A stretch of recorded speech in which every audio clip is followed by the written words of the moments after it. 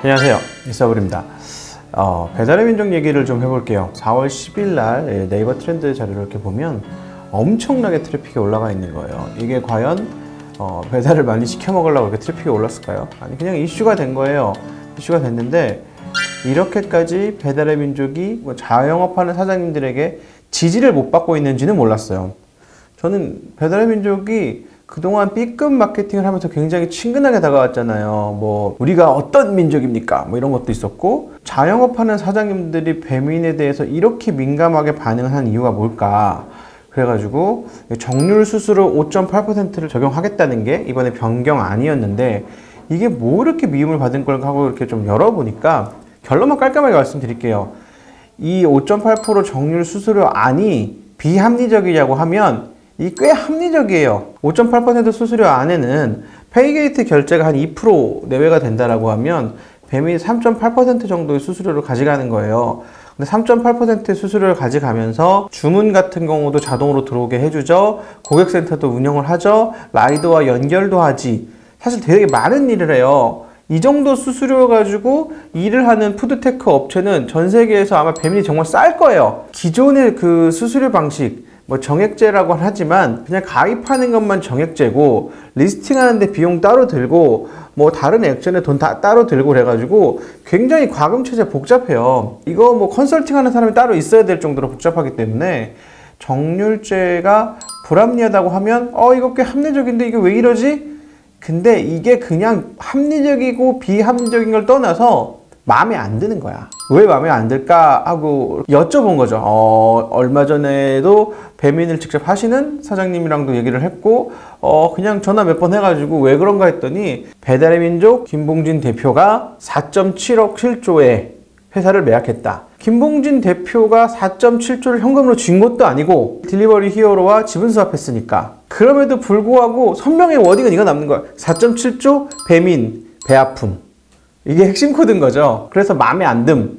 우리는 쎄 빠지게 고생만 하는 것 같은데 돈은 제가 벌었구나, 이런 마음이 있는데, 여기에서 어떤 수수료라는 다소 민감한 부분에 액션을 한다고 하니까 그냥 와 하게 된 거예요. 사실 이건 5년 전에 배달의 수수료 논란과 전혀 다르지 않아요. 그때 김봉진 대표의 돌파구는 뭐였냐면, 우리는 수수료를 0%로 하겠습니다 라고 하고, 그때도 비슷한 위기를 타개를 했어요. 그 내용을 열어보면, 그럼 배달의 민족은 수수료가 0%다, 그럼 배달의 민족은 자영업자 입장에서 공짜로 쓸 수 있는 거냐, 뭐 별로 그렇지는 않았어요.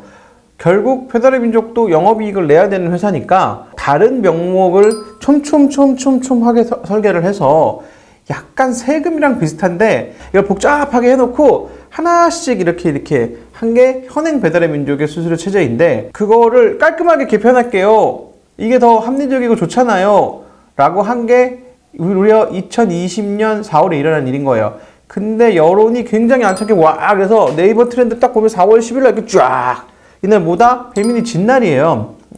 배민이 진 날인데 우리는 그냥 기존대로 일단 하겠습니다, 뭐 이렇게 한 거고. 그래서 여기서 느껴지는 건 뭐였냐면, 배민은 사장님들한테 상당한 미움을 받고 있었다. 그래서 뭘 해도 그냥 싫어했을 거다. 이게 이 바꿈이 합리적인지 비합리적인지 이성적이었는지는 중요하지 않다. 그냥 눈밖에 나 있었다. 이게 왜 이렇게 눈밖에 나 있었나 하고 배달의 민족 앱을 탁 실행시켜 봤더니 자영업 하시는 사장님들 입장에서 좀 서운해요. 배민 어플을 한번 켜볼까요? 배민 어플을 켜보면 1번 현재 고객센터로 전화 연결이 어렵습니다. 그래, 어려워, 맞는 얘기죠. 근데 뭐 B마트는 지금 0원, 땡기는 건 다 5,000원 B마트. 무슨 얘기냐면 앞에도 B마트고 내려오면 또 B마트야. B마트 B마트 관련 얘기가 잔뜩 있어요. 근데 B마트 뭐 하는데요? 간단하게 얘기하면 그냥 퀵으로 슈퍼마켓 배달해주는 업체거든요. 근데 배달의 민족이 여태까지 했던 건 푸드테크라 그래서 동네 짜장면집, 동네 떡볶이집, 동네 칼국수집을 배달해주는 거였는데, 이게 이거의 대체제란 말이에요. 근데 아마 배달의 민족이 과감하게 이렇게 B마트를 미는 건 데이터상으로 보면 음식을 배달시켜 먹는 고객과 슈퍼마켓에서 식자재를 배달시켜 먹는 사람은 둘이 충돌하지 않는다, 아주 컴플릿이 일어나지 않는다고 하는데, 이렇게 분석을 했을 건데 마음은 그게 아니야. 떡볶이집 사장님의 마음은 얘네들이 우리 떡볶이보다 떡볶이를 파는 밀키트를 더 앞에다가 놓고 팔고 있네? 밀키트는 7,900원이잖아. 떡볶이는 15,000원은 해야 배달해 줄 수 있거든요. 마음에 안 드는 거지. 신경이 쓰여요. 굉장히 야속하고 신경이 쓰이는 걸 거예요. 근데 배민이 B마트로 대단한 이익을 내고 있냐면 사실 그런 것도 아니고 우리는 커머스 플랫폼이다라는 걸 주장하기 위한 거잖아요. 배달 플랫폼이어서 우리는 독과점에 문제가 있을 수 있잖아요.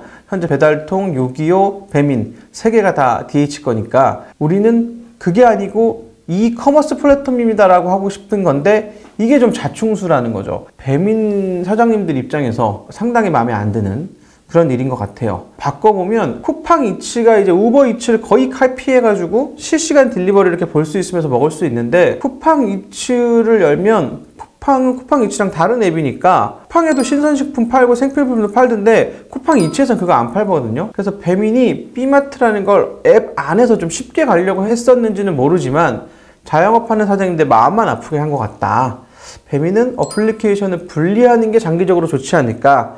단기적으로는 트래픽을 같이 가니까 그냥 매출이 올라오겠지만 자충수가 될 확률이 좀 있어 보이고요. 그래서 이제 어떤 배민이 살아날 길은 마트로 해서 식자재 경쟁력을 가져가는 게 아니라 자영업자 편에서 철저하게 서 있는 회사가 돼야 된다. 어차피 배달의 민족이를 쓴다는 게 자영업하는 사장님이 이걸 가지고 비용을 줄일 수 있는 솔루션이 아니라면 매출을 늘릴 수 있게 해주는 좀 더 돈을 많이 벌게 해줄 수 있는 역할을 해야 된다. 원래 배달의 민족을 올리려고 했던 그 수수료가 있어보리 생각하기에는 그래도 합리적이다라고 생각을 했다고 했잖아요. 네. 근데 왜 그게 합리적으로 사실상 수수료를 올린 건 아니에요. 배달의 민족의 수수료 체제를 사장님들은 알고 있겠지만 들어가 보시면 기본적으로 하는 정액 수수료가 빠졌고 그 다음에 뭐 각종 옵션 어차피 써야 되는 옵션인데 막 들어가 있단 말이에요. 이 버튼은 옵션이고 이거 하면 옵션이고 음식 이거 하면 이것도 옵션 가액처럼. 근데 이런 것들을 다 그냥 뭉뚱그려서 저희는 그냥 일정 수수료 받겠습니다. 깔끔하게 서로 계산하기 편하게 갑시다. 이렇게 한 거예요. 이걸 한다고 아마 시뮬레이션을 해도 배달의 민족이 굉장히 매출이 늘어나지는 않는 구조로 설계가 돼 있는 거예요. 그래서 배달의 민족은 그렇기 때문에 우리는 당당하다. 그래서 이 시점에서도 바꿔도 괜찮을 것 같다. 이렇게 생각을 했던 것 같아요. 오늘 정리를 하자면 배달의 민족은 초심으로 돌아갔으면 좋겠다. 자영업자가 지금 얼마나 끝까지 몰려 있는지를 이걸 이해해 주시고 자영업자가 돈을 잘 벌 수 있는 거, 우리 사장님들이 더 돈을 잘 벌 수 있고 매출을 많이 일으킬 수 있고 열심히 하면 된다라는 쪽에 서서 응원을 할 수 있는 그런 플랫폼으로 거듭나기를 기원합니다. 여기까지 하겠습니다.